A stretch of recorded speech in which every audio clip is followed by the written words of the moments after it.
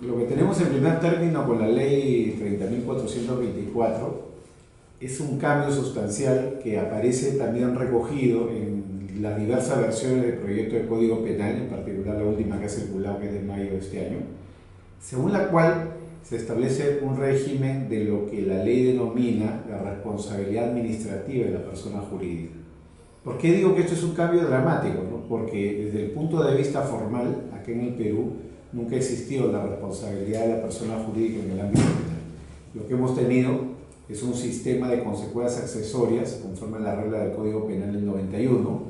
que han sido parcialmente reformadas en los últimos años, pero que establecen un mecanismo de responsabilidad derivada, es decir, según el Código Penal vigente todavía, se sanciona, entre comillas, a la persona jurídica con consecuencias accesorias solamente cuando existe responsabilidad de un individuo, de una persona natural. Con las nuevas reglas, que van a entrar en vigencia a partir del 2017, la responsabilidad es absolutamente autónoma e independiente. Es decir, se puede sancionar, dice la ley, de forma administrativa a la persona jurídica por actos de la propia persona jurídica, independientemente de la responsabilidad de los individuos.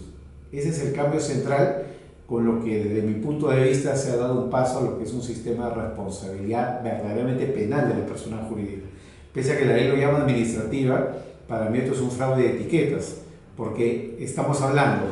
de una sanción que se debe imponer en un proceso penal, con las garantías del proceso penal, con un sistema de medición de las consecuencias previstas idénticas a las de la pena, de manera que estamos, desde mi punto de vista, ante una verdadera responsabilidad penal a la que se le ha llamado administrativa para evitar, digamos, la carga nominativa, para evitar, digamos, el estigma de lo penal, pero finalmente es una responsabilidad propiamente penal.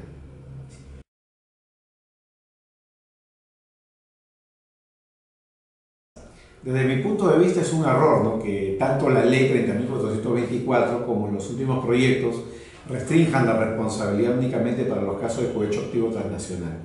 Primero porque evidentemente lo que ha buscado el legislador es estar en la línea de flotación, porque la OCDE, que es el organismo al que quiere pertenecer el Perú mediante su primera participación en el grupo antisoborno, establece como regla que los estados tienen que alinearse bajo un sistema de responsabilidad que puede ser bien penal o administrativa para la persona jurídica de manera autónoma, para casos de corrupción transnacional. Sin embargo, la necesidad político-criminal a mi juicio es otra, ¿no?, porque estos son delitos que son de escasa, casi nula aplicación, ¿no? Tenemos una ley acá en el Perú de corrupción transnacional que está vigente desde el año 2009, pero hasta el día de hoy no hay ni un procesado ni un condenado.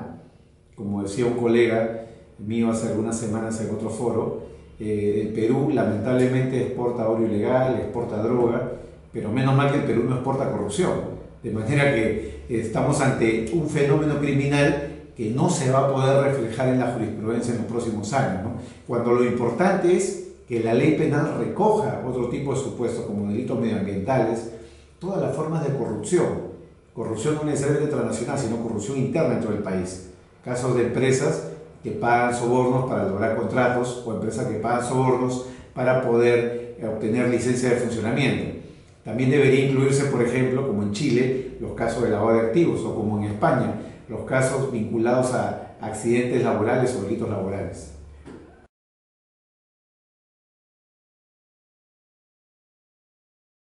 Desde mi punto de vista, la lógica de la responsabilidad penal de la persona jurídica es una herramienta útil, esencial en lo que es la lucha contra la criminalidad económica. Hay que recordar que acá en el Perú, a diferencia de lo que sucede en otras sociedades, ya estamos asistiendo a una triple combinación entre tres formas de criminalidad que a mi juicio son peligrosísimas. Por un lado, todo lo que es criminalidad económica, por otro lado, todo lo que es criminalidad gubernamental, y por otro lado, todo lo que es criminalidad organizada. Ese trío, ese trípode, digamos, de formas criminales, hacen que la cantidad de delitos que se pueda producir a lo largo del tiempo provengan principalmente de la actividad de personas jurídicas. Es decir, esa vieja constatación del profesor Tiedemann de los años 80, ¿no?, de que el 70% de los delitos económicos se cometen básicamente a través de empresas, es una constatación empírica que hoy en día tiene más vigencia que nunca, ¿no? Estos delitos de corrupción, delitos de cohecho, delitos económicos, delitos vinculados a la criminalidad gubernamental, son en la mayoría muy graves porque detrás están personas jurídicas. Todo lo que hemos visto aquí en el Perú vinculado a lo que son los gobiernos regionales son casos donde han habido empresas que han pagado sobornos, por ejemplo, para tener contratos públicos, ¿no? Eso demanda a mi entender de que tenga que expandirse, digamos, el ámbito, el radio, digamos, de la responsabilidad penal de la persona jurídica para todas las formas, digamos, de criminalidad grave, donde especialmente aparezca mezclada la económica, la organizada y la gubernamental.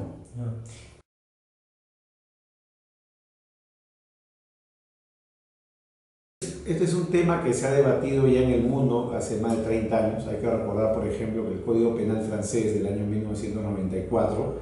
que está vigente todavía en esa parte, reconoce la responsabilidad autónoma de la persona jurídica, sea persona jurídica de derecho privado o incluso persona jurídica de derecho público, con una regla muy clara, que es la regla según la cual la persona jurídica de derecho público va a poder responder solo respecto, dice el Código Penal francés, de aquellas actividades que pueden ser cometidas por particulares. O sea, por ejemplo,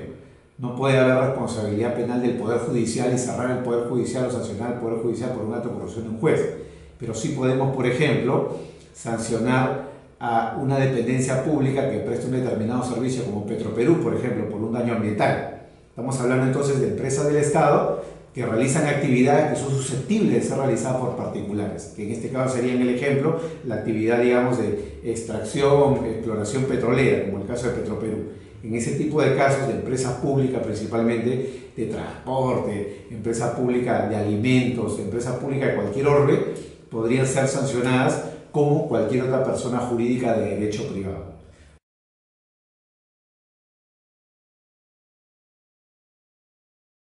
Sí, fíjese, compliance es algo que existe en el mundo desde hace ya más de 40 años. Hay que recordar de que la lógica del compliance proviene básicamente de la Federal Corrupt Practices Act, o Ley de Prácticas Corruptas en el Extranjero de los Estados Unidos del año 77, que fue una invitación, digamos, legislativa para que las empresas americanas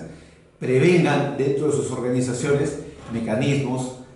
para evitar, digamos, la corrupción fuera de la frontera de los Estados Unidos. Esto es algo que se ha expandido muchísimo en los últimos 10 años, especialmente en Europa, a partir, digamos, de casos famosos, ¿no?, como el caso Siemens, por ejemplo, la transnacional alemana. Podríamos hablar ahora de casos modernos, ¿no?, como el caso Volkswagen o el caso Mitsubishi, donde se ha vinculado a estas empresas importantes con actos de defraudación de los sistemas de control ambiental. Entonces, el compliance en verdad es mucho más que el cumplimiento de la ley. El compliance implica autorregulación, implica prevención desde la propia organización de la persona jurídica. Así como la persona jurídica se organiza para pagar impuestos, para contratar trabajadores, para producir, la persona jurídica se debe de organizar para evitar que a partir de su seno se produzcan actos de corrupción, por ejemplo. En esa medida, la utilidad del compliance es doble, porque por una parte va a permitir la evitación o reducción, digamos, de la tasa de criminalidad empresarial, pero por otro lado, en la medida, como el caso Kellogg de los Estados Unidos, puede la empresa ser excluida de responsabilidad penal. Si la empresa demuestra que tiene un adecuado sistema de cumplimiento, colabora con las autoridades en el descubrimiento y persecución del hecho delictivo, la persona jurídica, conforme a la ley peruana, 30.424, el proyecto de Código Penal, y conforme, digamos, a la tradición ya internacional, la empresa puede ser excluida de responsabilidad por tener un adecuado sistema de compliance.